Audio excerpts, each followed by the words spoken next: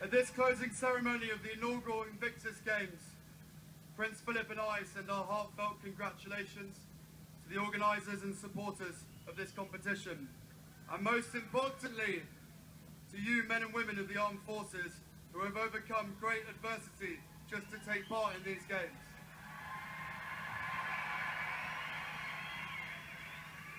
As I have followed the competition over the past 4 days, I have been deeply moved by your courage, determination and talent. All of you have used the power of sport to enhance your own recovery and to raise wider awareness of the enormous challenges faced by wounded veterans. The success of these games can be measured not by medals won, but by the renewed sense of purpose and confidence in your abilities that you have gained.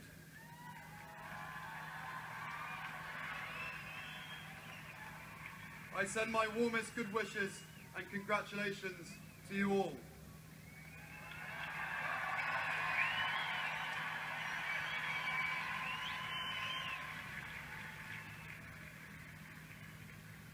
What a phenomenal few days. I know a lot of you, most of you, can't wait for the Foo Fighters, but bear with me. I have a long list of thank yous. Thank you to all of you for being here this evening. To all of those watching at home. And to everyone else who has been to watch the games over the past 4 days. The support that you have shown to all of the competitors over these past 4 days has been truly fantastic. It has helped create an experience that they will never ever forget. Give yourselves a round of applause.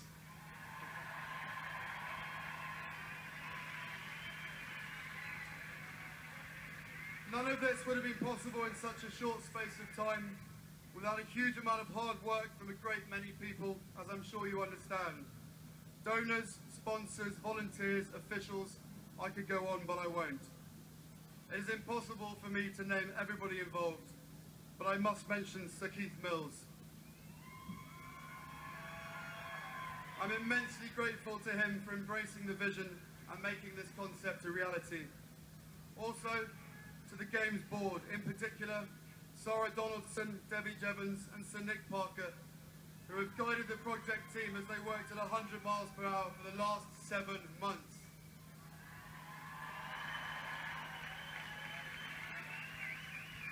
To Ed, Dominic and the rest of the project team, guys, I'm really sorry for all the work, but what a success, thank you. These games have shown a spotlight on the unconquerable character of servicemen and women and their families, their Invictus spirit.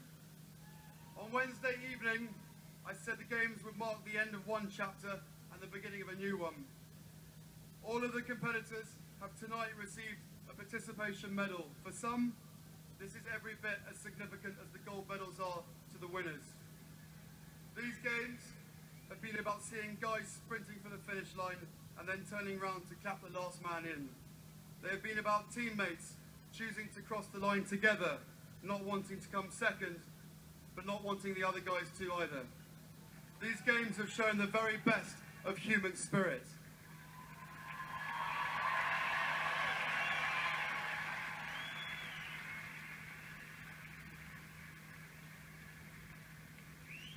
Many of us here this evening have friends who have paid the ultimate sacrifice and are no longer with us this evening.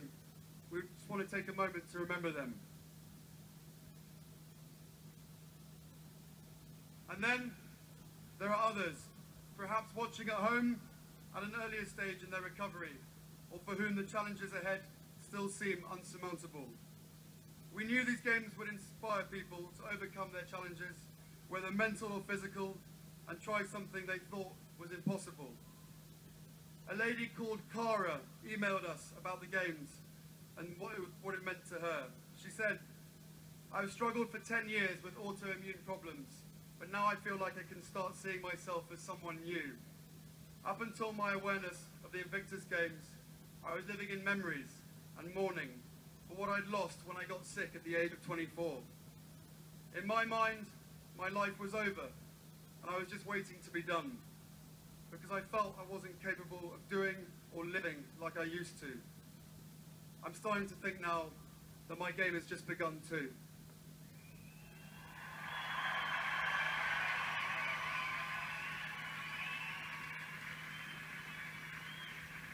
These last 4 days have shown how effective sport is in recovery.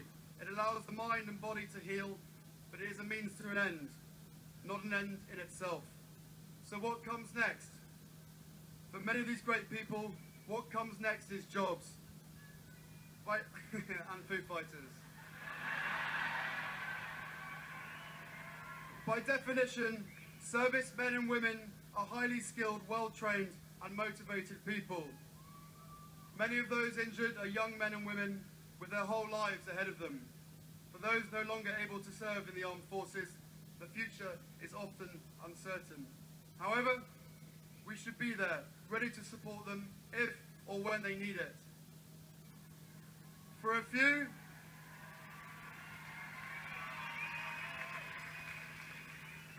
sorry, this is dragging on. For a few, it's important. For a few, this may mean long-term physical and mental support, but for the majority this means fulfilling employment, not special treatment, but to be treated as they were before injury, with respect, admiration and recognition for their considerable talents.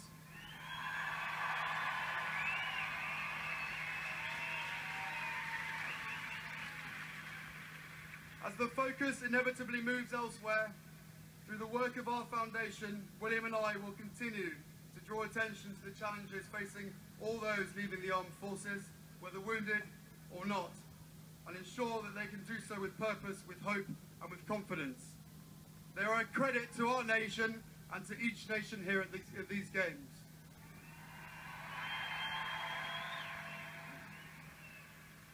I'm almost done. Got Dave Grohl screaming at me from behind.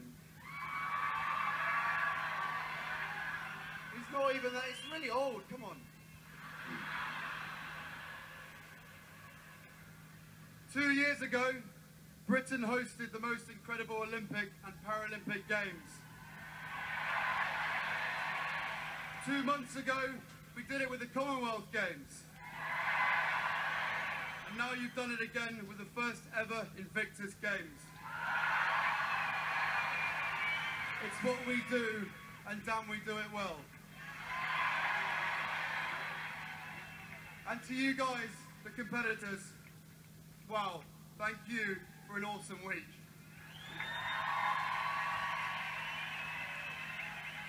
And a personal joke to Team GB. Oh Baxter, you know I don't speak Spanish, I win.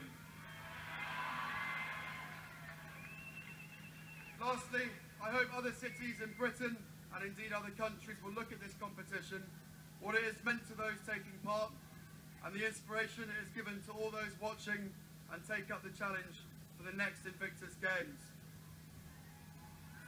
Finally, I want to thank all the artists who have given up their time to support the cause and come and entertain you. Thank you.